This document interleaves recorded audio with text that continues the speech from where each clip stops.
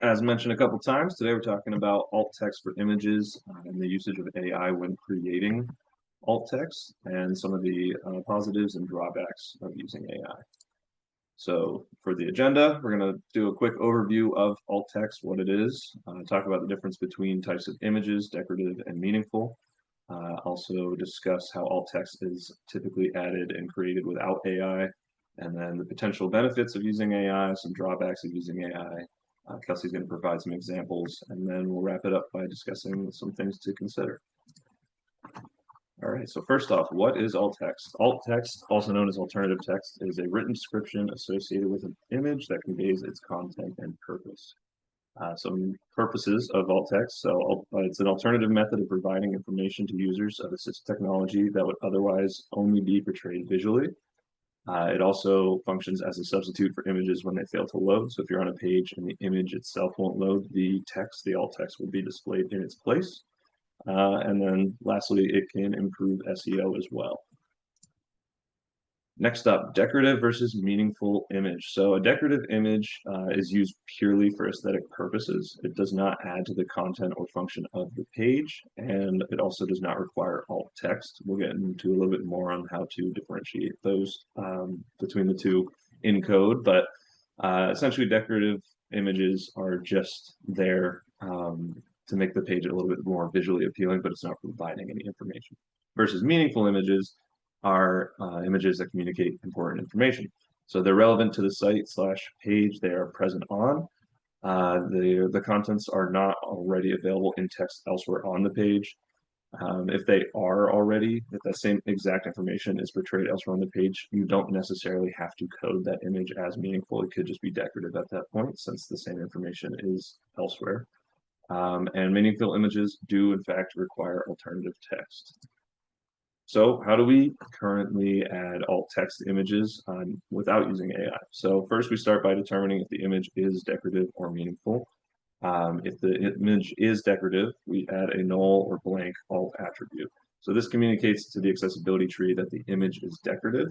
As a result, no information is communicated to users of assistive technology. This avoids unnecessary information overload or irrelevant announcements, like the file name of the image. So if you just have an image in there and you don't add alt text because it's decorative, but you also don't have a null alt attribute, then certain things can be announced related to that image that aren't even relevant at all.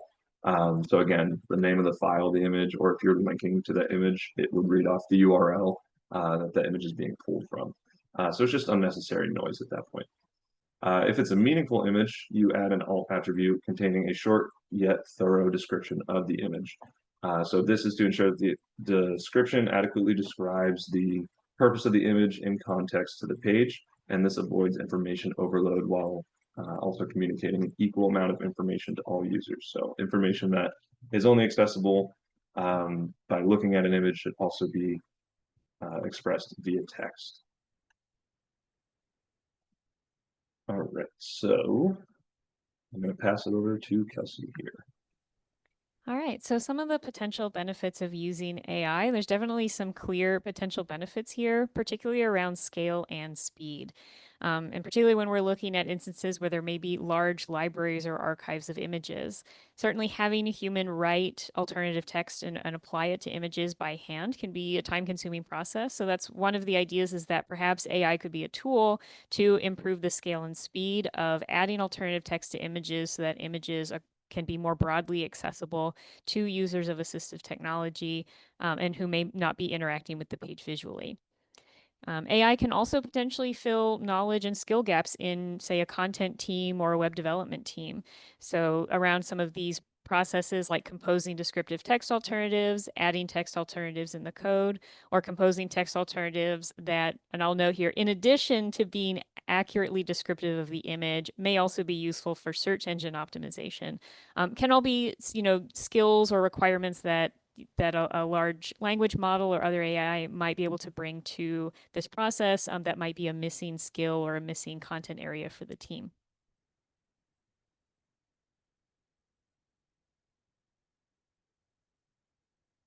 Oh, I think you're muted, Ben. I missed the unmute button. Very classic. All right, thank you, Kelsey.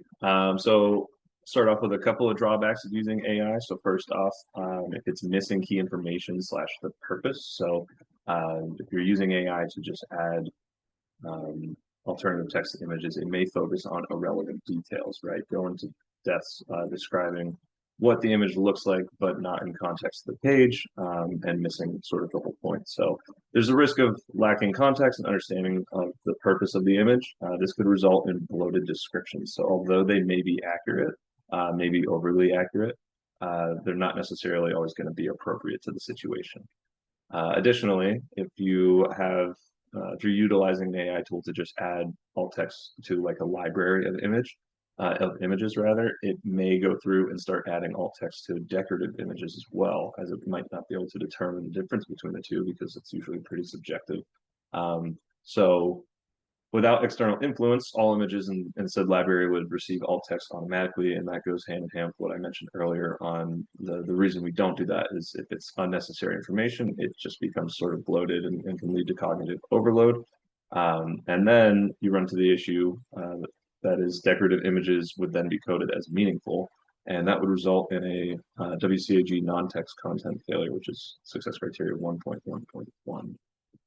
I'll hand it back over to Kelsey.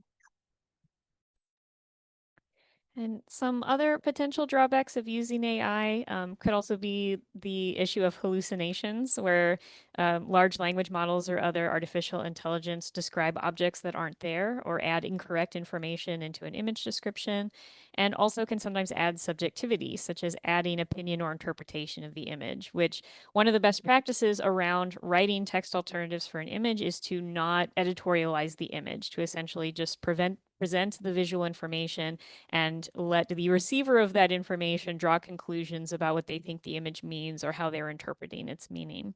So I have an example image here that we pulled and we asked ChatGPT to write a description for us. And that description was colorful illustration of overlapping human silhouettes filled with various vibrant patterns, including stripes, polka dots, grids, scribbles, and handwritten text, symbolizing diversity and individuality. So I wanted to pull out this example to talk about how this description is describing some of the visual aspects of this image and is also providing some interpretation of the image, telling me what this image is supposed to symbolize. And I don't necessarily know, especially since we're looking at this image out of context, I don't know that that's a correct interpretation. I almost think it may not be because I see some of the silhouettes and patterns are repeated within the image. So there's not like a set individual. So is this representing individuality? I don't know. And that's something that we want to watch for in alt text written by humans for sure. And also something that can sometimes be introduced when we ask AI to write alt text, that it's going to be introducing opinion or interpretation of an image that may or may not be appropriate to the situation. And in some ways is sort of taking some of the interpretation potentially away from the user who's going to be receiving that description. So for this next part, I wanted to take kind of a deep dive on a specific example. This is also an excuse for me to look at pictures of kittens, which I always appreciate. So here we have an image of a kitten, and we'll get into much more detailed descriptions on the next slide when we look at some example descriptions. But one of the things I wanted to talk about is that the context of an image has a huge impact on what kind of description would be appropriate for that image. So while this is an image of a litter of kittens with a mother cat, there's many different contexts where this same image might be used. So for example, on a shelter adoption page, the purpose might be to provide more information about a specific litter of kittens that's available for adoption. On a cat breed informational web page, the purpose might be to visually show characteristics of a specific breed. On a veterinary science article on cat parenting, the purpose might be to illustrate a particular behavior that is being described in the article. And on a social media post, the purpose might be to just encourage warm, happy feelings. And that's the purpose of posting this image.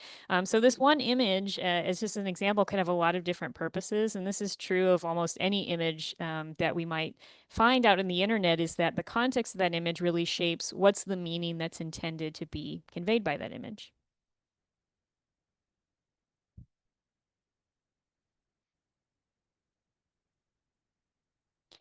So on our next slide, I have the same image, and now we have some descriptions that we got from a couple of different AI engines. This is not I'm not supporting or not supporting any of these engines. These are just examples of ones that we use just to get kind of a sense of some of the different approaches that we were finding. So ChatGPT chose to describe this image as a group of 5 kittens cuddled together on a soft, colorful blanket. Most of the kittens are sleeping peacefully, while the fluffy, dark kitten in the center stretches with its mouth wide open as if yawning or meowing. A mother cat is nuzzling one of the kittens affectionately. So, one of the things that I notice about this description is it's fairly lengthy. I also notice that it's got a factual inaccuracy. It says there's 5 kittens, there's actually 4 kittens and an adult cat. And there's a lot of details here. So, this is something where we may want to shorten this description. It's kind of long for a text alternative. Usually, a best practice is for a text alternative for an image to be only 1 or 2 sentences. I'd want to make sure that I correct factual inaccuracies. And those are some areas that I would want to address in this particular description. Go Publish gave us a description of adorable kittens cuddling, including a Selkirk Rex and British Shorthair. This could be maybe a more appropriate description, say in the example of a cat breed website where it's demonstrating some specific breeds. I honestly don't know enough about cats to know if this is an accurate assessment of these breeds. It may or may not be, so that'd be something that I might want to check if I was using this in a real context. Technically, it's also editorializing by calling these kittens adorable, but I guess I have to agree with them. But we also notice that description has a lot less detail than those other images, which again may be appropriate in some contexts and not appropriate in others. And for our last example from Alt Text AI, 4 kittens lie close together on a blanket. 1 kitten in the center is yawning with its mouth open and front paws raised. So similarly, this description doesn't mention the mother cat. It doesn't mention necessarily other details of the image. And so not necessarily this is a good or bad description, just noticing that it includes some details and omits others, and that may or may not be appropriate for our context. And similarly, as I think Ben brought up in some of the drawbacks, if this image is being used in a context where it's decorative, then we wouldn't want a description on it at all. We would instead want it to be correctly coded as decorative.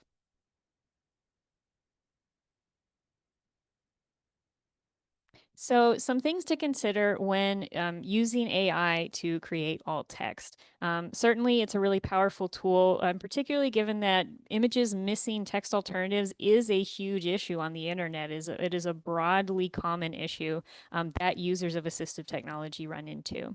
But if we are considering using AI tools for this type of process, one thing to keep in mind is that they most likely will still require some level of human review, such as indicating which images are intended to be meaningful or decorative, writing prompts tailored to the image's purpose, reviewing alt text for accuracy, and then evaluating alt text for purpose. So not just did the description include the correct details of the image, but did it include the types of details that are supporting our purpose for including this image in the first place?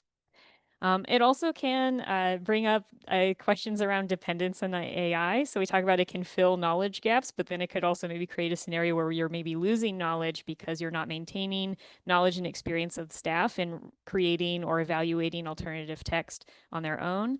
And also you may be losing opportunities to think and communicate critically about image choices. I know image choice is often a big conversation when we're in design, and that some of those opportunities to think about what image have we chosen and why, some of those opportunities are lost when humans aren't involved in that process of writing image descriptions. And finally, when talking about AI, I always like to bring up just ethical concerns with AI in general, such as energy consumption, and are you using an engine that was trained on ethical training and data sources?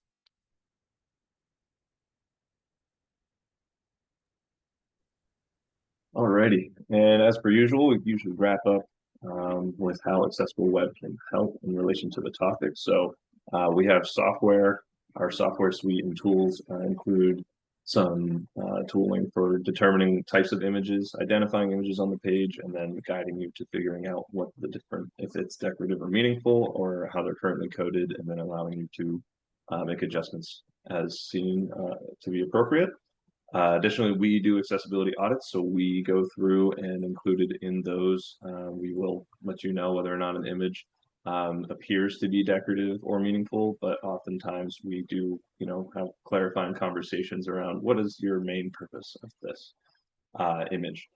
Additionally, we have consulting and training. So we do have Accessible Web Academy, which goes through and talks about the differences in types of images and determining their purposes, and also explaining what a good alt text would be for different types of images.